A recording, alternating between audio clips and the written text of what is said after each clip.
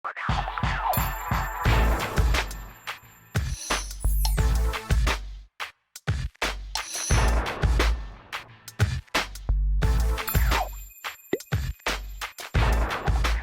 हम सब प्रार्थना करेंगे और अनाया प्रार्थना में हमारी अगुवाई करेगी, ठीक है? चलो। Thank you, Jesus. Thank you, Jesus. Thank you for this day. Thank you for this day. Thank you for your blessings. Thank you for these blessings. Guide me, Guide me, save me, save me, protect me, Jesus. protect me, Jesus. In Jesus' name, In Jesus' name, I pray. I pray. Amen. Amen. आमीन। Thank you Anaya, thank you for your prayers, है ना? मैं वही सोच रहा था कि जिस प्रकार से छोटे बच्चे जो हैं अपने स्वच्छ मन से प्रार्थना करते हैं, यदि हम बड़े लोग भी इसी प्रकार स्वच्छ और निर्मल मन से परमेश्वर के सामने प्रार्थना करें तो हमारी प्रार्थना जो है उसका प्रभाव और परमेश्वर के सामने वास्तव में उसका प्रभाव बहुत अच्छा होगा। वो पाल भैया आ गए हैं, जाओ जाओ बेटे खेलो। जाओ। तो एक चीज बताइए कि प्रार्थना असल में होती क्या है? देखो, प्रार्थना जो है वो परमेश्वर के साथ बात करने का एक तरीका है, अपनी भावनाओं को परमेश्वर के सामने रखने का। हम प्रार्थना में परमेश्वर से जो कुछ हमारी इच्छा हो हम मांग सकते हैं, चाहे वो हमारी आवश्यकताएं हों, चाहे पापों की क्षमा हो। इन सब बातों को, परमेश्वर की उपासना, उसकी प्रशंसा को हम उसके सामने रख सकते हैं। प्रार्थना जो है वो हम मौन रहकर या जोर से बोलकर भी कर सकते हैं। प्रार्थना हम अकेले और मिलकर इकट्ठे हम कुछ लोगों के ग्रुप में कर सकते हैं। प्रार्थना जो है हर एक विश्वासी के लिए एक जीवन का, एक दैनिक जीवन का एक आवश्यक हिस्सा है और हमारे जीवन में ये प्रार्थना प्रतिदिन होना बहुत जरूरी है। यदि ये प्रार्थना हमारे जीवन में नहीं रहेगी तो हम परमेश्वर के साथ अपने संबंध को ना तो बना के रख सकेंगे, ना हम उसे प्रभावशाली बना पाएंगे। तो ये प्रार्थना बहुत महत्वपूर्ण है। एक चीज मुझे बताइए कि प्रभु यीशु मसीह ने कैसे अपने शिष्यों को सिखाया कि परमेश्वर से ये जो प्रार्थना करना है उसका महत्व कैसे बताया उनको? देखो, सबसे पहली बात यह है कि प्रभु यीशु मसीह अपने जीवन से इस बात को प्रकट करते थे। प्रतिदिन प्रभु यीशु मसीह इस प्रार्थना के प्रति प्रतिबद्ध थे। हम देखते हैं कि चाहे दिन का समय हो, भोर का समय हो, संध्या का समय हो, बाइबल बताती है कि प्रभु यीशु मसीह प्रार्थना करने को एकांत में निकल जाते थे। तो प्रभु यीशु मसीह ने स्वयं प्रार्थना करके हमको ये सिखाया है कि हमें प्रार्थना करना है, क्योंकि प्रभु यीशु मसीह तो स्वयं परमेश्वर थे। यदि वो प्रार्थना नहीं भी करते तो उनके लिए कोई कमी नहीं पड़ती, लेकिन उन्होंने एक आदर्श हमें दिया कि हमें प्रार्थना करना है। ये बात हो गई, पर एक चीज़ बताइए कि हमें प्रार्थना करते समय कौन सी ऐसी बातें होती कि जो नहीं करनी चाहिए? देखो, जब प्रार्थना की बात आती है तो प्रभु यीशु मसीह ने विशेष तौर पर इस बात को सिखाया। जब हम मत्ती 6 उसके 5 से 15 को पढ़ते हैं, जब हम प्रार्थना करें तो कपटियों की नाई ना करें, तो हमारे मन में कपट नहीं होना चाहिए। दूसरी बात यह है कि हम जब प्रार्थना करें तो लोगों को दिखाने के लिए या अपने लिए बड़ा प्रतिफल प्राप्त करने के लिए प्रार्थना ना करें, परंतु परमेश्वर को महिमा देने के लिए हम प्रार्थना करें। यह प्रार्थना जो है वो परमेश्वर और हमारे बीच में एक वार्तालाप है।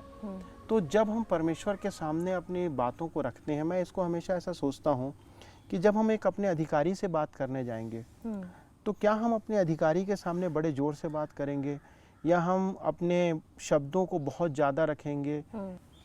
जब हम परमेश्वर के सामने जाते हैं तो हम उसकी प्रशंसा करें और उसका आदर करते हुए उसके सामने जाएं। और प्रार्थना के अंतर्गत हम जिन बातों को परमेश्वर का वचन सिखाता है उन निर्देशों को हमें सदा ध्यान रखने की आवश्यकता है। प्रभु यीशु मसीह ने जो प्रभु की प्रार्थना चेलों को सिखाई और साधारण प्रार्थना, इन दोनों में क्या अंतर है?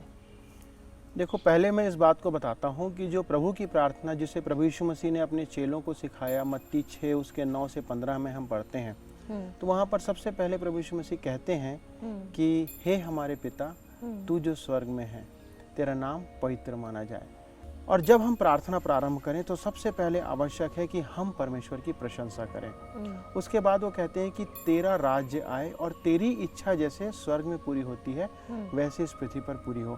तो दूसरी बात यहाँ पर हमको वो देखने की आवश्यकता है कि वो यहाँ पर समर्पण करते हैं। किसके प्रति? परमेश्वर की इच्छा के प्रति। फिर उसके बाद प्रभु यीशु मसीह कहते हैं कि हमारे दिन भर की रोटी आज हमें दे। मतलब वो यहाँ पर इस बात को कहते हैं कि एक निवेदन रखते हैं। हम भी परमेश्वर के सामने अपने निवेदनों को रख सकते हैं, जो हमारी आवश्यकताएं हैं। फिर जो है वो कहते हैं कि जिस प्रकार से हम अपने अपराधियों को क्षमा करते हैं, तू भी हमारे पापों को उसी प्रकार से अपराधों को क्षमा कर। यहाँ पर हम एक याचना करते हैं, क्षमा याचना की, और हम यहाँ पर एक परमेश्वर के सामने एक समर्पण भी देते हैं। हम ये कहते हैं कि जैसे तूने हमारे अपराधों को क्षमा किया प्रभु, हमें दूसरों के अपराधों को जो वो हमारे विरुद्ध करते हैं हम क्षमा करेंगे, हम उनसे पलटा नहीं लेंगे। और उसके बाद पांचवी बात जो है अंत में हम देखते हैं कि हमें परीक्षा में ना ला, परंतु हमें बुराई से बचा, क्योंकि राज पराक्रम और महिमा सदा तेरी है।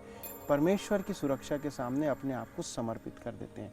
जब हम सामान्य प्रार्थना करते हैं, चाहे हमारी व्यक्तिगत प्रार्थना हो, पारिवारिक प्रार्थना हो, या हमारे कलीसियाई प्रार्थना हो, समूह में हो, इन सारी प्रार्थनाओं का प्रारूप यही होना चाहिए। तो बाइबल में और कौन कौन सी प्रार्थनाएं दी गई हैं? देखो, जब हम पुराने नियम में जाते हैं तो वहाँ पर हम इस बात को देखते हैं कि वहाँ पर एक दाऊद की प्रार्थना। तो ये जो दाऊद की प्रार्थना आप बता रहे हो, इसमें क्या बात विशेष थी? देखो, दाऊद की प्रार्थना में बहुत विशेष बात ये देखने को मिलती है कि वो बहुत ईमानदारी के साथ अपने बातों को परमेश्वर के सामने रखता है। उसके प्रार्थना में कहीं कपट या छल देखने को नहीं मिलता, एक पारदर्शिता हमको देखने को मिलती। वहाँ पर हम देखते हैं कि वो परमेश्वर को धन्यवाद देता है। तो हमें प्रार्थना करते समय किन किन बातों का ध्यान रखना चाहिए? परमेश्वर के सामने जब हम प्रार्थना करते हैं तो हमें इस बात का ध्यान रखना चाहिए, जैसा मैंने कहा कि परमेश्वर सब कुछ जानता है, वो सर्वशक्तिमान परमेश्वर है, वो राजाओं का राजा अपने सिंहासन पर है। तो हमको बड़ी नम्रता, दीनता के साथ और मन की सीधाई से जब हम उसके सामने प्रार्थना करेंगे तो वो प्रार्थना का महत्व होगा। तो हमें प्रार्थना कब करनी चाहिए? देखो, ऐसे तो कोई विशेष समय नहीं है कि जब हमें प्रार्थना करनी चाहिए, लेकिन हम इस बात को समझ सकते हैं। पहला थिस्सलुनीकियों उसके 5:17 को पढ़ेंगे या इफिसी 6:19 को पढ़ेंगे, वहाँ पर वचन बताता है कि हमें निरंतर प्रार्थना करना चाहिए। तो निरंतर प्रार्थना का मतलब यह है कि जब हम चलते, उठते, बैठते, अपने कुछ कार्य करते, हम प्रार्थना के भाव में रहें, परमेश्वर के सामने अपने मनों में प्रार्थना करते रहें। लेकिन इसके अलावा हमारे पास प्रार्थना का एक विशेष समय होना चाहिए। दानियल के जीवन को देखते हैं, वो 3 बार प्रार्थना करने जाता था परमेश्वर के सामने। तो हम विशेष तौर पर कुछ समय अपने लिए बांध के रखें जहाँ पर कि हम प्रार्थना करें। हम भोर के समय, दोपहर के समय, संध्या के समय, इन समयों में प्रार्थना कर सकते हैं। फिर आवश्यकता है कि हम इन सब समयों में ईमानदारी के साथ परमेश्वर की महिमा करने के लिए प्रार्थना करने जाएं। तो हमें प्रार्थना कैसे करना चाहिए? देखो, जब प्रार्थना कैसे करने वाली बात है तो ऐसी कोई विशेष मुद्रा नहीं है जिसमें जाकर हमें प्रार्थना करना चाहिए। हम अपनी कन्वीनियंस के अनुसार, हमारी सुविधा के अनुसार और परमेश्वर को आदर देते हुए जैसा भी हम उचित समझें, हम चाहे तो बैठ के प्रार्थना कर सकते हैं, हम चाहे तो घुटने टेक के प्रार्थना कर सकते हैं, हम चाहे तो खड़े होकर प्रार्थना कर सकते हैं। तो प्रार्थना करने के लिए हमारी मुद्रा से ज़्यादा महत्वपूर्ण है हमारे मनों का भाव, कि हम आदर के साथ परमेश्वर के सामने प्रार्थना करें। और हमें प्रार्थना किस किस के लिए करना चाहिए? देखो, सबसे पहले तो आवश्यक है कि हम अपने स्वयं के लिए प्रार्थना करें कि हमारे जीवन परमेश्वर के सन्मुख उचित बना रहे। हमें अपने परिवार के लिए आवश्यकता है प्रार्थना, अपने बच्चों के लिए प्रार्थना करने की आवश्यकता है। हमें प्रार्थना करने की आवश्यकता है उन लोगों के लिए जो कि मसीह हैं, जो विश्वास में कमज़ोर हैं, उनके लिए प्रार्थना करना है। और जो लोग प्रभु में नहीं हैं, अर्थात जिन तक सुसमाचार अभी नहीं पहुंचा है, हमें उनके लिए प्रार्थना करने की आवश्यकता है। हमें आवश्यकता है कि हम उन लोगों के लिए प्रार्थना करें जो परमेश्वर के सेवक हैं, जो विभिन्न स्थानों में कार्य करते हैं, उन लोगों के लिए हमें प्रार्थना करने की आवश्यकता है। हमें आवश्यकता है कि हम प्रार्थना करें उन लोगों के लिए जो बीमारी की अवस्था में हैं, जो तकलीफ़ में है, परेशानी में है, जो बहुत परेशानी विपत्तियों में है, उन लोगों के लिए। तो हर एक ऐसे लोग जो हमारे आसपास हैं, हमें उन सब लोगों के लिए आत्मा से भरकर प्रार्थना करने की आवश्यकता है। एक और यहाँ पर बहुत महत्वपूर्ण बात है कि हमें अपने देश के लिए, अपने देश के अधिकारियों के लिए, हमारे देश के जो अधिकारीगण के साथ साथ हमारे जो मंत्रीगण हैं, उच्च अधिकारी, उन सबों के लिए हमें प्रार्थना करना चाहिए, क्योंकि परमेश्वर को ये भाता है और परमेश्वर चाहता है, क्योंकि ये जो अधिकार हैं परमेश्वर ने उन्हें परमेश्वर की ओर से मिला है और हम उनके लिए प्रार्थना करें, ये परमेश्वर हमसे चाहता है। परंतु हमें हर्ष उल्लास के साथ, आनंद के साथ परमेश्वर के सामने प्रार्थना करना है। तो हमें इसका फल मिलेगा, जो हम प्रार्थना कर रहे हैं उसका उत्तर हमें प्राप्त होगा। बिल्कुल, परमेश्वर का वचन इस बात को बताता है कि हमें आत्मविश्वास के साथ प्रार्थना करना चाहिए। और जब हम मन की सीधाई के साथ परमेश्वर के सन्मुख प्रार्थना करते हैं तो वो परमेश्वर के सन्मुख ग्रहण योग्य होगी। परमेश्वर जरूर उसे सुनेगा और उसका उत्तर हमें प्रदान करेगा। बहुत सी बार ऐसा होता है कि हमारी प्रार्थनाओं का उत्तर हमें नहीं मिलता। उसका कारण ये हो सकता है कि हमारी जो प्रार्थना है उसमें कहीं कपट रहा हो, या वो प्रार्थना परमेश्वर की इच्छा के अनुसार नहीं हो, तो भी हमारी प्रार्थना का उत्तर कभी हमें नहीं मिलेगा। परंतु यदि हम निरंतर परमेश्वर के वचन के अनुसार प्रार्थना करते रहेंगे तो परमेश्वर हमारी प्रार्थनाओं का उत्तर जरूर देगा। और अंत में प्रार्थना में एक विशेष बात यह है कि हम विश्वास के साथ प्रभु यीशु मसीह के नाम से प्रार्थना को करें, क्योंकि जब तक हम प्रभु यीशु मसीह के नाम से इस प्रार्थना को नहीं करेंगे वो परमेश्वर के सामने ग्रहण योग्य नहीं होगी, क्योंकि वचन इस बात को कहता है। तो चलिए एक बार इन बातों को दोहरा लें। हाँ बिल्कुल। यीशु ने हमें परमेश्वर की प्रशंसा व बढ़ाई करते हुए परमेश्वर की उपस्थिति में प्रवेश करना सिखाया। परमेश्वर की प्रार्थना हमें परमेश्वर की आराधना, उसकी इच्छाओं के अधीन होना व हमारी ज़रूरतों के लिए उस पर भरोसा करना सिखाती है।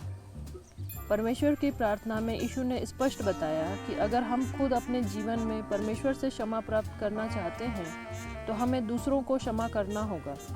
हमें याद रखना होगा कि हमारा एक शत्रु है। हम बिना परमेश्वर की सुरक्षा के शैतान से नहीं लड़ सकते हैं। हमें परीक्षाओं और सांसारिक लालसाओं से बचने के लिए परमेश्वर से सहायता मांगनी चाहिए, ताकि हम परमेश्वर को प्रसन्न करने वाले व ग्रहण योग्य ठहर सकें। मैं जब भी इन प्रार्थना के विषय पर विचार करता हूँ तो एक बात अक्सर मुझे याद आती है कि हमारे जीवन की सबसे महत्वपूर्ण बात जो है प्रार्थना, उसको एक विश्वासी जो है वो सबसे कम समय देता है। और एक विश्वासी होने के नाते हमें इस बात पर बहुत ज़्यादा ध्यान करना चाहिए।